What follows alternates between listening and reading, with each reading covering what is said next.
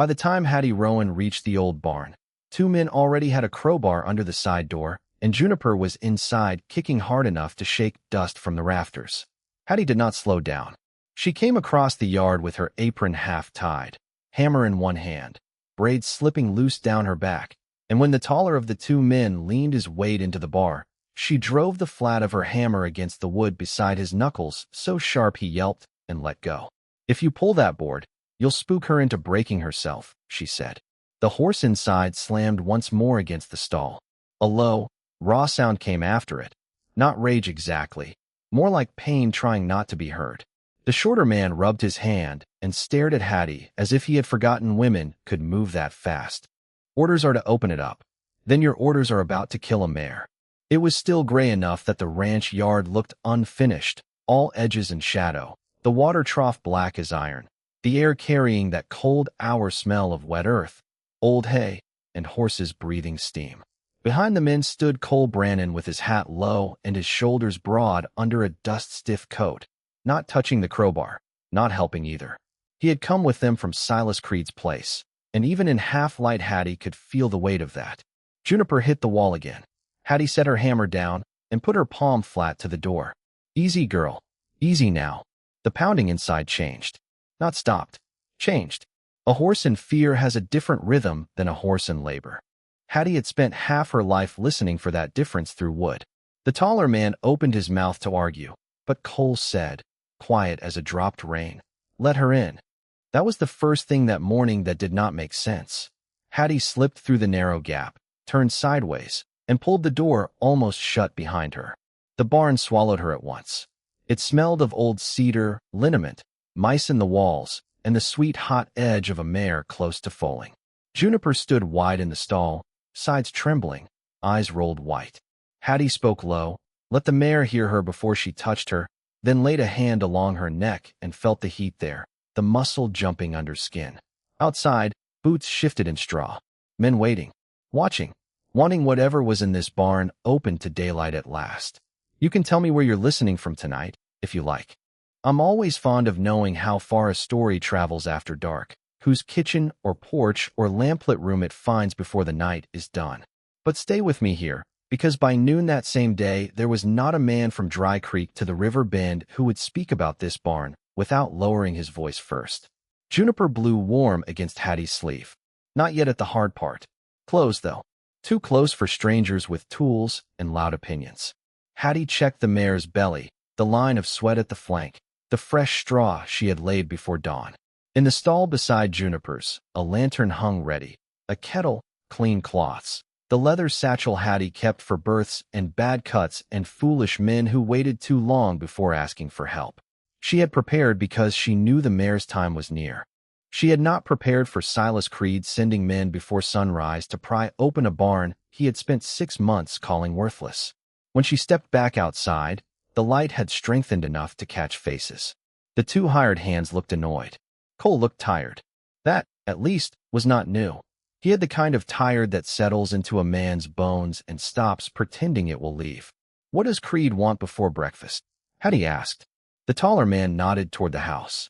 "Tax note comes due Saturday. Mr. Creed means to inspect collateral." Hattie looked past him to the ridge where Creed's big place sat, catching first light like it owned the sun. "A barn isn't collateral unless a paper says so." He shrugged. "Then show the paper don't." Juniper thudded the wall again, and every muscle in Hattie's back pulled tight. Cole finally lifted his head. "Silas says the old notes cover everything left on the Rowan place. Barn included." "Silas says plenty." A flicker passed over his face. If a man could flinch inward, that was what Cole did. Hattie bent, picked up her hammer, and tucked it through her apron ties. "Then he can bring his notes when the mare's standing easier. Until then, nobody touches that door." The shorter hand laughed. "You planning to stop all of us?" Hattie looked at him once, the way she looked at a colt considering a kick. "If I have to." That should have brought more laughter. Instead, there was just the barn creaking as it warmed, and the whistle of a meadowlark down by the creek. Men in cattle country knew the difference between bluster and a warning honestly meant. Cole shifted his weight. His boots were still muddy to the ankle. He never seemed to get all the road off him. "Marshall's coming with the county notice," he said. "He'll want you at the house." Then he can wait in a chair like anybody else who needs something from me. One of the hands smirked at that, but only because he thought the boldness amusing. Cole did not smirk. He watched her like a man hearing a tool strike true on a beam and realizing the wood was sounder than he had been told. Hattie went to the pump, worked the handle, and filled a bucket for Juniper. Her shoulders ached already, and the morning had hardly started. Across the yard, her house sat small and straight-backed, white paint worn off the porch rail, kitchen curtain moving with the draft. Amos had built the porch. Amos had built half the place. People still said his name when they pointed at anything standing true on the Rowan land, as if lumber had listened only to him and horses had answered only to his hand. Hattie had stopped correcting them years ago. It took more strength than most people knew to keep offering the truth where nobody meant to take it. By the time the marshal arrived, the sun was over the ridge and the whole yard had woken. Chickens scratched under the wagon. Dust lifted in the lane. Old Mrs. Beale from the boarding house came up on the excuse of returning a pie tin and stayed on the excuse of being alive and interested. She had a habit of folding and unfolding her apron edge whenever trouble promised to be worth remembering. The marshal came with his spectacles low on his nose and the county notice rolled in one hand. Behind him rode Silas Creed. He came neat. He always came neat. Hat brushed, mustache trimmed, boots polished enough to show sky in them if a man cared to bend down. Some men wore money the way others wore a coat against weather. Silas wore it that way, and just as often. Hattie, he said, as if they were meeting pleasantly in town. I was hoping we could keep this civilized. She did not invite him onto the porch. Then you should have left my barn alone till daylight. He glanced at the door, heard Juniper move inside, and smiled without warmth. That old structure's one hard wind from laying itself down. I'd think you'd be grateful for the chance to clear it. It's standing. For now. The marshal unrolled the paper. The sound of it seemed louder than it should have. Paper had a way of doing that where land was concerned. Hattie wiped her hands on her apron before she took it. Past due note. Taxes. Collateral description broad enough to swallow fence posts, outbuildings, livestock, the memory of a man if the clerk had room to ink it. You've got till Saturday noon, the marshal said. If the balance is not met, the county proceeds to public sale. Mrs. Beale made a noise through her nose. The hired hands looked relieved their part was over. Cole looked at the paper, not at Hattie. Silas rested a gloved hand on the porch rail Amos had built. I told the county I'd bid fair and settle things clean. No need for ugliness. Hattie folded the notice once, carefully, because rage handled rough only splintered the thing nearest to it. You've been trying to buy this strip from me since Amos was buried. Because it's sensible. My north pasture backs against it. The creek run is cleaner from my side, and that barn is too far gone to save. Then why are you so eager to see inside? That landed. Only for a breath, but it landed. Silas's smile thinned. Because when a debt comes due, a man likes to know what remains of the property. A man, maybe. You've mistaken yourself for a paper, Silas. Mrs. Beale made another sound, almost a swallowed laugh. The marshal studied his boots. Then Juniper cried out from the barn, a long, low sound that raised the hair on Hattie's arms. She stepped off the porch before anyone could speak. Conversation's done. Silas turned with her. Open the barn. No. Hattie. No. He had power in the county, power at the bank, power in the way men who sold to him tipped their hats lower than they needed to. He was used to words moving things before hands had to. But Hattie had spent too many years with frightened stock to be much impressed by creatures that crowded first and thought later. She walked straight past him with the bucket, opened the barn just enough to slip through, and shut the door in his face. Inside, the dim wrapped around her again. Juniper tossed her head, then leaned into Hattie's shoulder for one brief, trusting second before another pain took her. Hattie breathed with the mare, long and low. You could not drag a foal into the world on anger. You had to make room for it. By noon, half the story had already started walking without its boots on. In town, they said Hattie Rowan had barred Silas Creed from her own yard with a hammer in hand. By 1 o'clock, they said she was hiding stolen stock in the old barn. By supper, they would say stranger things than that. But in the quiet hour after the marshal left and the yard emptied, Hattie sat on an overturned crate in the aisle between stalls and listened to Juniper chew, listened to pigeons in the loft, listened to the old roof settle itself over both of them. and knew the world had shifted under her whether she liked it or not. Saturday noon. For days. She took the folded notice from her apron and slid it under the leather strap of her satchel. In the loft above her, hidden where no man had yet thought to look carefully, lay the cedar box Amos had carried home the summer before he died. She had not opened it in 3 years. Some truths are like green timber. Pull them too soon, and the whole frame can twist. Juniper stamped once, and Hattie rose to smooth her neck. "All right," she murmured. "Looks like they mean to break the place open. So we'll just have to let them find out what's holding it up." The next day began with wind from the west and the metallic smell that comes before heat. Hattie had been up since dark, shoeing Mrs. Beale's sour gelding and checking Juniper twice between nails, when a boy from Creed's place came galloping hard through the gate on a lathered bay and nearly slid off before the horse stopped. "Miss Rowan," he gasped. "Mr. Creed says come quick." "It's Valor." Hattie knew the stallion. Big black horse, expensive enough to make foolish men feel wiser than they were. "Then Mr. Creed can ride him to a vet in Cheyenne." The boy swallowed. Wire tore him. "Bad."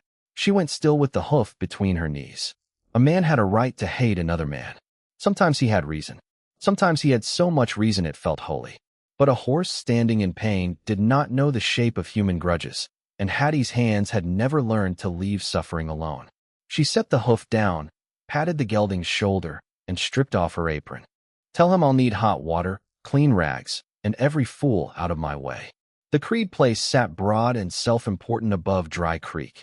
Big red house, long corrals, bunkhouse, tack shed, every board telling the county exactly who had money enough to keep replacing boards. Hattie had not crossed that yard since Amos's funeral meal. Men turned to look when she rode in. Not because a woman on horseback was a wonder, because Hattie Rowan coming by request was. Valor stood tied in the shade, flanks dark with sweat, left hind leg held off the ground. The wire had sliced the inside of the gaskin deep and ugly. Not enough to kill if cleaned right. Enough to lame if handled poorly. Silas stood nearby with his jaw tight, and his daughter Ruth pale behind him, clutching a towel she was too frightened to use. Hattie dismounted and went straight to the horse. "Who packed dirt into this?" No one answered. She looked once at Silas. "If you want him walking proper, you'll listen." He gave the smallest nod, and perhaps that was the first astonishment of the day for the men around him. Cole emerged from the shade of the tack room, carrying a kettle. He set it down without speaking. Up close his face showed the old white line at the jaw and the deeper groove beside his mouth that no smile had reached in years. Hattie washed the wound while Valor quivered under the rope. Blood watered down over her fingers, warm and slick.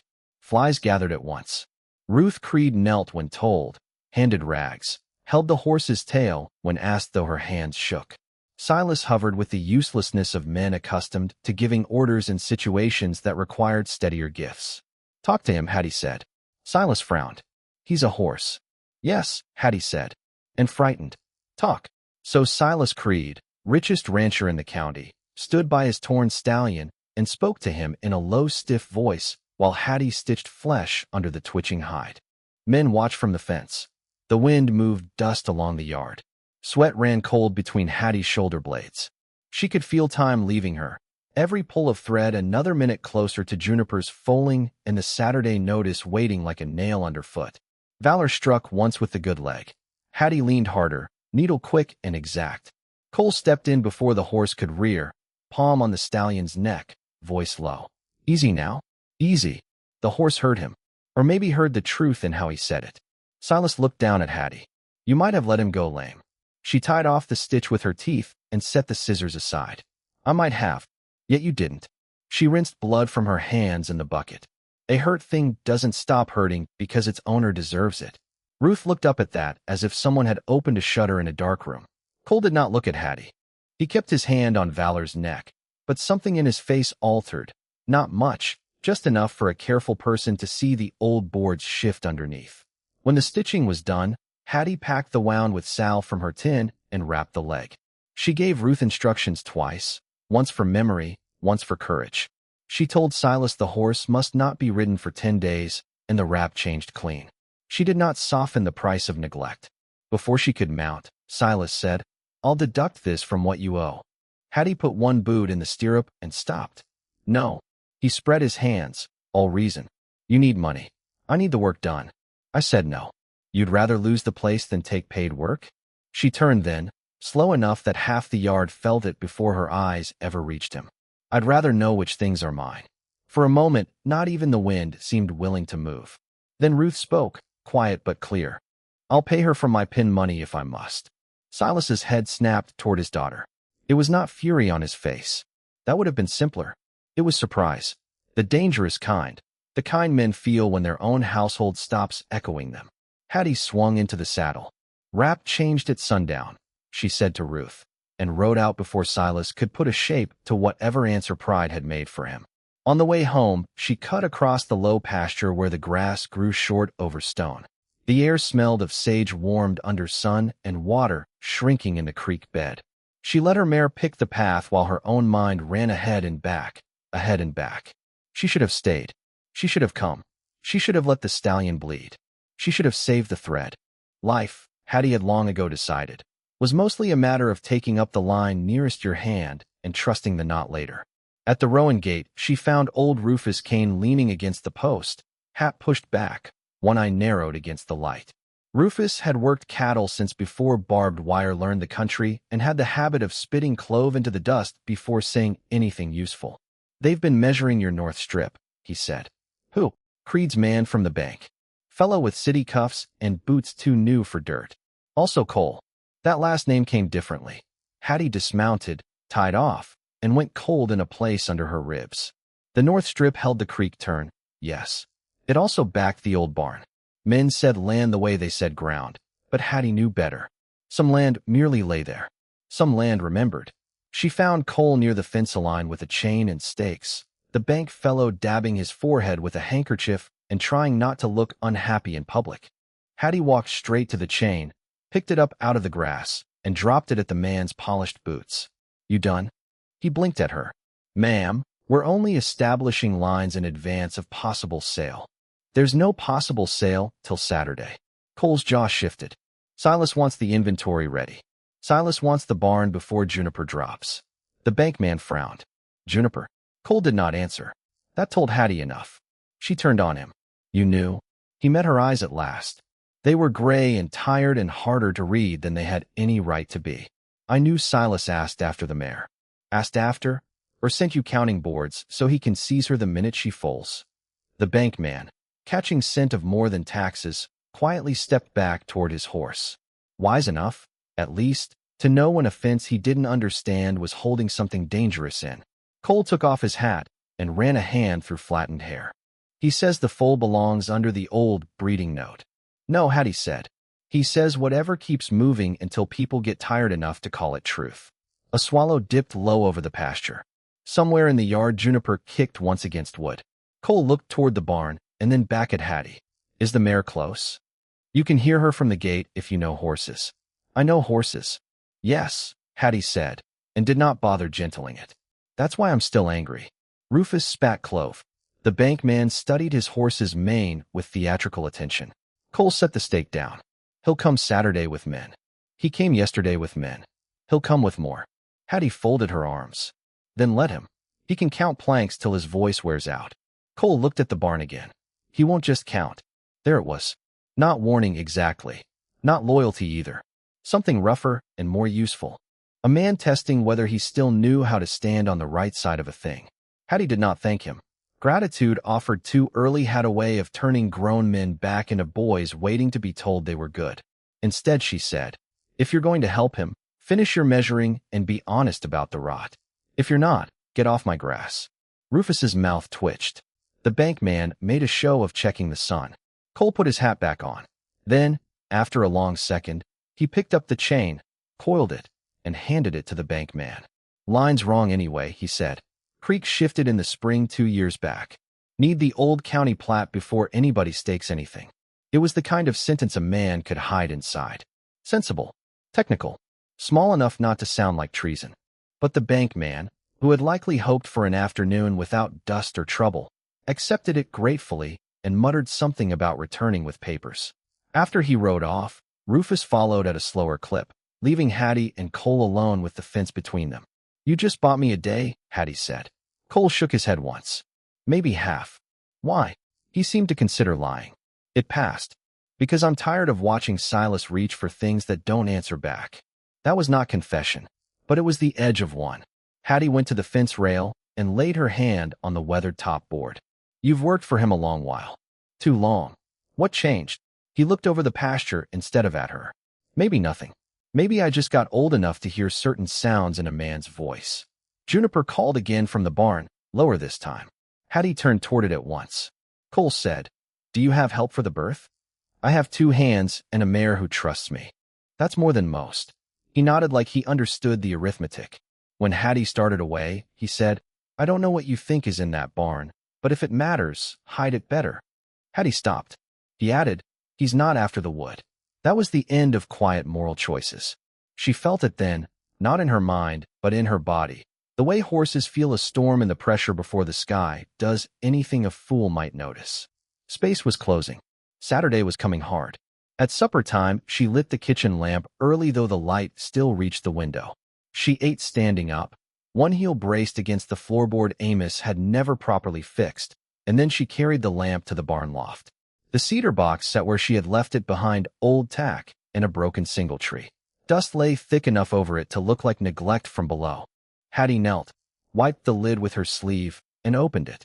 Inside were ledgers in Amos's square hand, bills of sale, breeding notes, receipts from stock sold under the Rowan mark, and beneath them a folded letter with her name on the outside. Not Mrs. Amos Rowan. Not the house. Her name. Hattie stared at it for so long the flame in the lamp trembled. She did not open the letter then. Some doors, once swung wide, changed the whole weather of a place.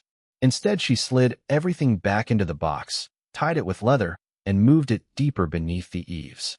Then she climbed down, checked Juniper, and stood in the dark aisle with one hand on the mare's warm shoulder.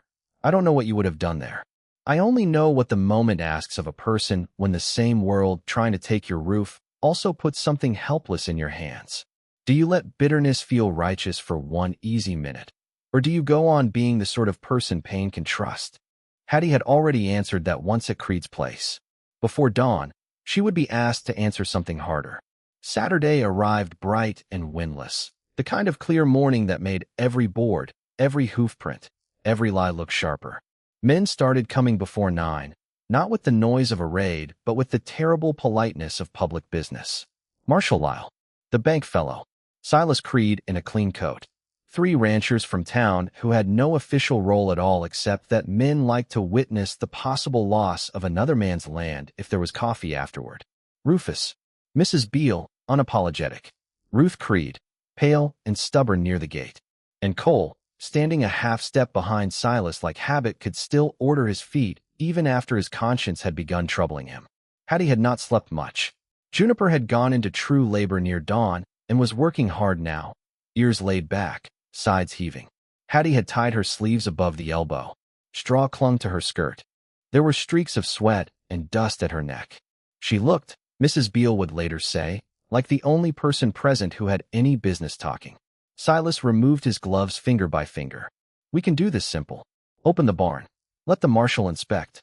If there's nothing there but junk and one old mare, nobody needs a scene.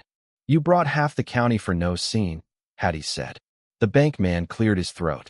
Miss Rowan, if property under lien includes livestock. Juniper screamed from inside. Not neighed. Not called. Screamed.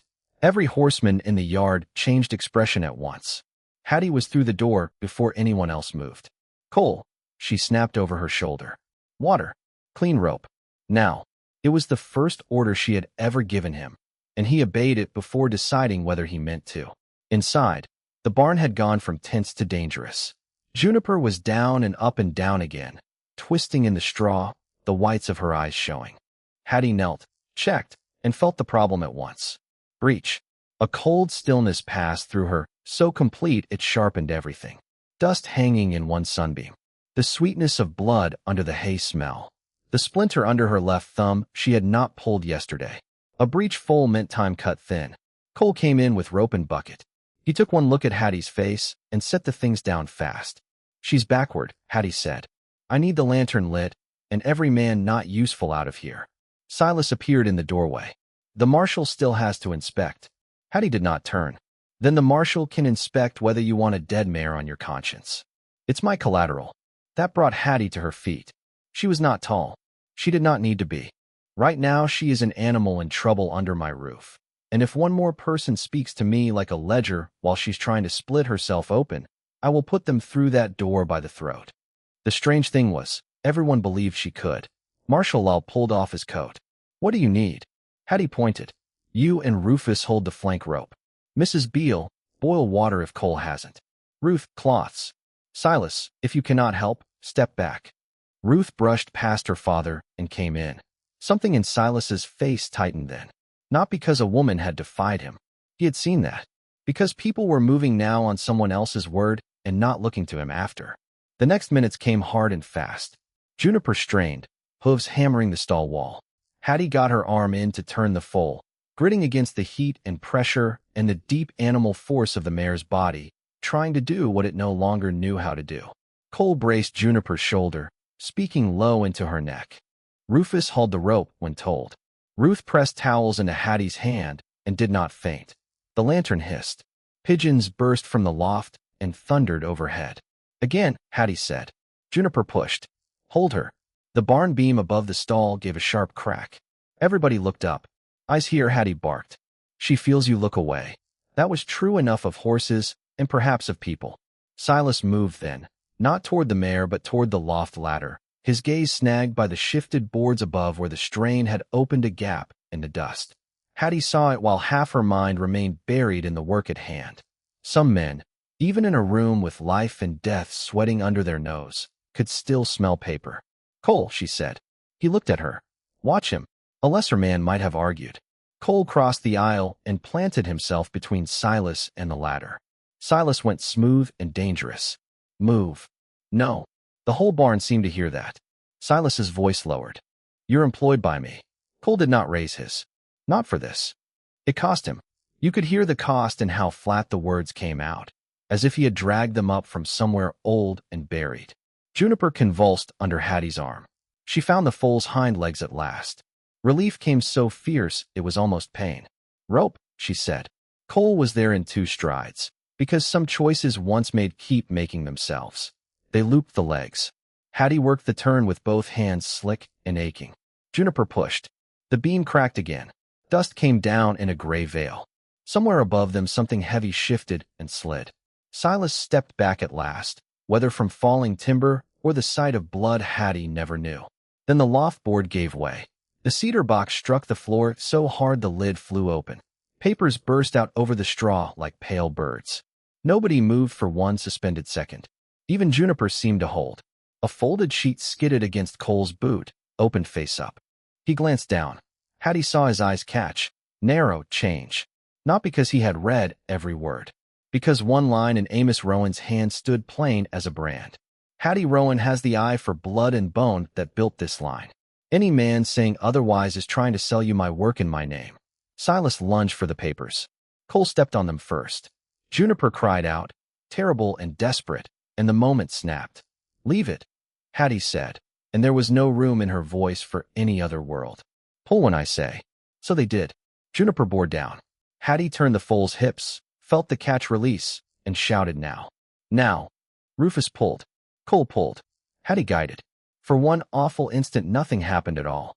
Then the foal came in a rush of blood and fluid and straw, all long legs and silence. Silence is wrong at a birth. Hattie dropped to her knees and stripped the membrane back from the little head. Nothing. She rubbed. Harder. Nothing. The men around her had seen cattle die, horses break, riders thrown cold. There are still kinds of waiting that make grown men helpless. Hattie put her mouth to the foal's nostrils, cleared them, rubbed again, pressed the chest, and muttered under her breath, not prayer exactly, more the old working words a woman says when she has no use for panic. Come on now. Come on. Don't make me drag you all the way. The foal shuddered, then sneezed, then drew one thin, furious breath. No one in that barn spoke. Juniper sagged in the ropes, alive. The foal twitched in the straw, wet coat already showing beneath the berth slick a deep, burnished roan that caught the lantern like banked fire. On the left shoulder, plain as daylight, was the Rowan star, the strange little splash mark that had shown up in every third foal Amos and Hattie had ever raised, and in no horse Silas Creed had sold under his own name without borrowing it first. Rufus took off his hat. Mrs. Beale sat down abruptly on an overturned bucket and cried without embarrassment. Ruth pressed both hands to her mouth. Even Silas went still, not speechless from sentiment. Men like him rarely were. Speechless because sometimes the truth arrives in flesh and breathing and cannot be argued with fast enough. Hattie sat back on her heels, soaked to the elbows, shaking now that it was over. Cole crouched beside the spilled papers and gathered them one by one, not reading, just guarding. His hand paused over the folded letter with Hattie's name on it. He looked at her. She gave the slightest nod. He slid it into his coat. Outside, boots scuffed as more men edged near the doorway, drawn by the sounds, by the hush afterward, by that animal curiosity which is half reverence when life has just been pulled through a narrow place.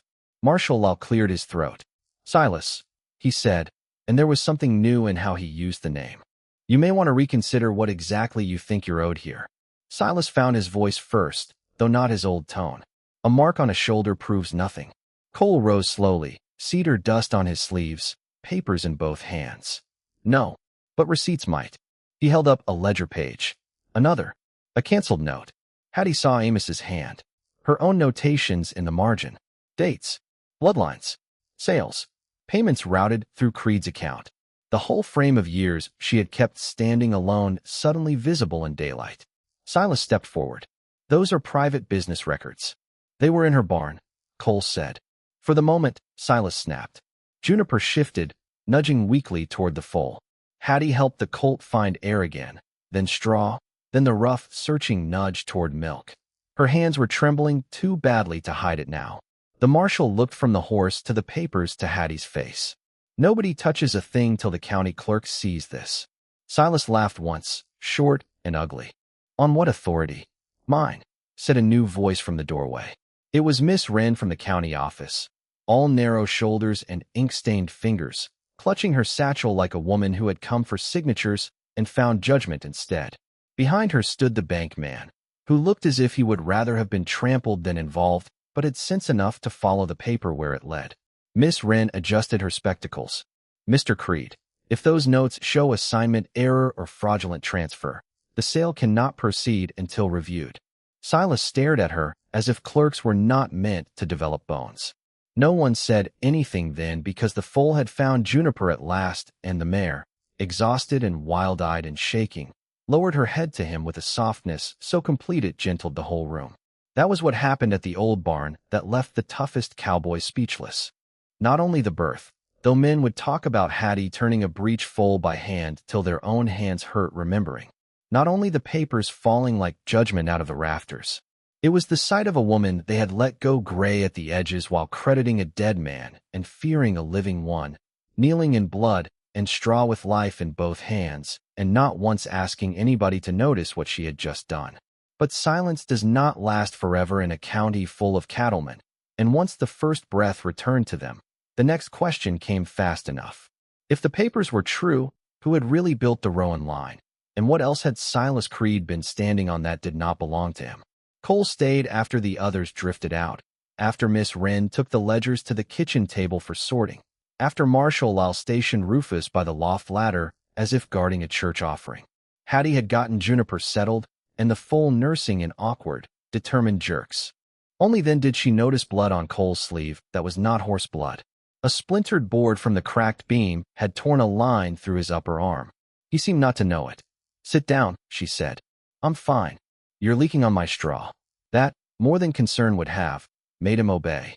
She set him on the tack trunk by the wall where the late light came amber through the gap boards. The barn had changed now.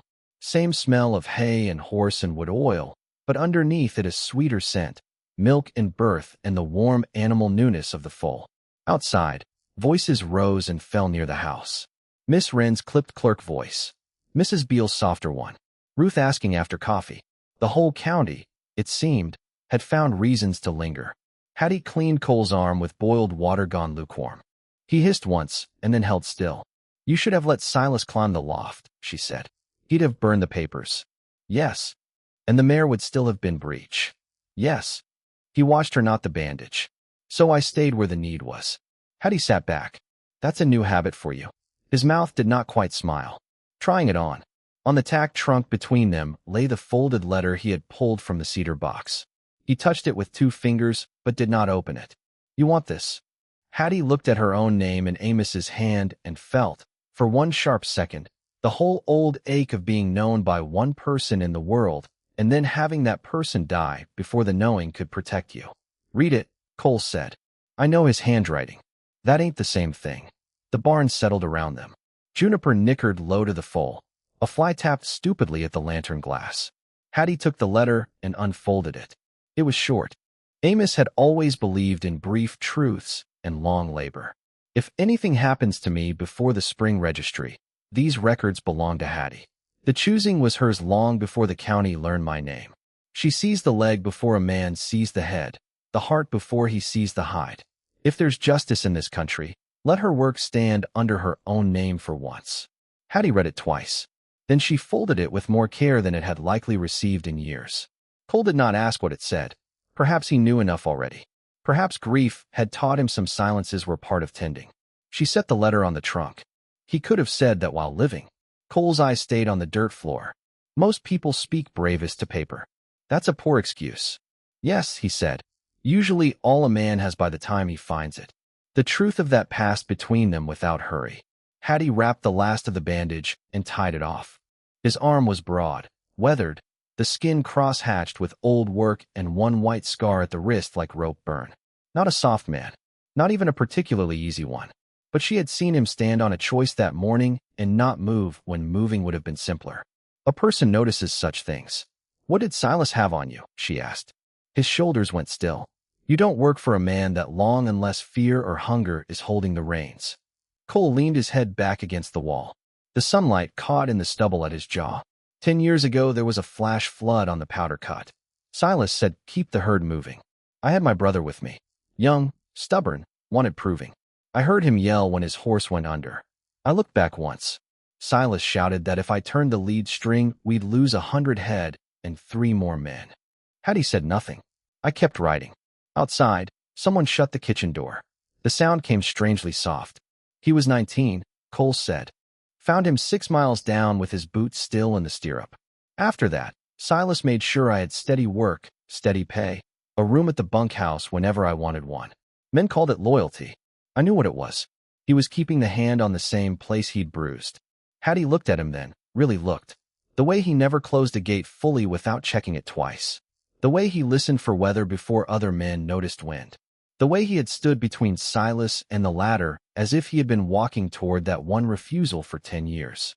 She folded the bloody cloth smaller. After enough years, grief quits shouting. It still knows the house.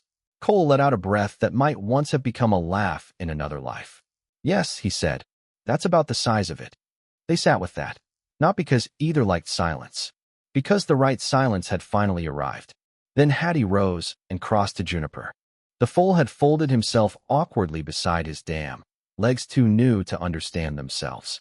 Hattie brushed straw from his neck. Cole came up behind her, slower on the injured arm. He's a good one, he said. He was always going to be, she answered. Question was whether the world meant to let him arrive. Cole looked past the foal to the split beam, the dust, the old walls. Could have lost all this today. Nearly did. No, he said softly. Could have. Didn't. Hattie turned. There was more in that than timber. If what just passed between them tugged somewhere tender in you, then you understand why stories like this stay with us. There's a kind of comfort in watching 2 people tell the truth plain and late and still have it matter. If you want more of that feeling in the nights ahead, you know what to do. Stay close. There are more roads like this one. Toward dusk, when the clerk had copied enough pages to stop shaking and the marshal had sent most spectators home, Silas stood in the yard beside his horse waiting for the papers he could no longer claim with a straight face. Hattie came out of the barn carrying a dipper of water. She had not eaten since dawn. Straw clung to her hem. Her back felt like it had been nailed together wrong. Silas looked at the dipper, then at her. Surprise again. Men such as he always thought mercy would be loud if it ever came near them. They did not understand it often arrived tired and unsmiling. You don't owe me that, he said. No, Hattie said. I don't. She handed him the dipper anyway. He took it after a hesitation that looked heavier than iron. Cole saw. So did Ruth. Neither said a word. They did not need to. A person taking less than bitterness offers is visible in any language. The formal review came Monday at the county office in town, because paper, unlike birth, preferred a desk. Hattie wore her brown dress with the mended cuff and Amos's old watch pinned inside the pocket, though it no longer ran. She brought the ledgers wrapped in flour sackcloth, the letter, and the foal's first shoulder sketch done by Miss Wren in a clerk's neat hand. Cole came beside her, not in Creed colors now, just plain work shirt and clean hat. People noticed that too. The office smelled of ink, hot wool, and the dust every boot in Dry Creek brought through the door. Men filled the hallway. Women too, though they stood in knots by the windows and pretended interest in weather. Ruth Creed sat near the back, hands clenched in her lap. Mrs. Beale occupied a chair as if she had been appointed to it by God. Rufus leaned against the wall and offered commentary to nobody in particular. Silas arrived last. Still neat. Still composed. That was the thing about certain men. They could feel the ground going uncertain and yet keep their collar straight. Miss Wren read through the findings with the calm ferocity of someone who had spent a lifetime being overlooked and had therefore developed precision as a private weapon.